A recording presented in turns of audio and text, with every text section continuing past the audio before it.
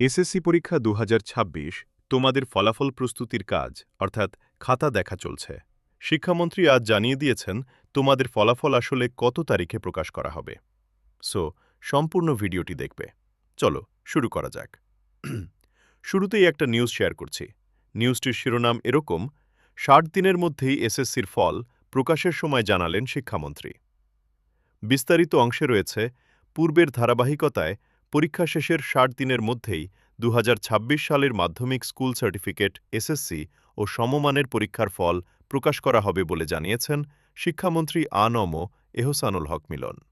তিনি আজ ৮ জুন দুপুরে এই বিষয়টা এক সংবাদ সম্মেলনের মাধ্যমে জানান। তিনি জানান যে আমরা এসএসসির পরীক্ষার রেজাল্ট ২০ জুলাই আউট করব, অর্থাৎ আগামী ২০ জুলাই তোমাদের এসএসসি পরীক্ষার রেজাল্ট প্রকাশ করা হবে। এই নির্দেশনা দিয়েছেন তিনি এবং তিনি আরও বলেছেন যে বিগত আওয়ামী লীগ সরকারের পর অন্তর্বর্তীকালীন সরকারের পরীক্ষা শেষ হওয়ার পর ৬০ দিনের মধ্যে ফলাফল প্রকাশ করে আসছে।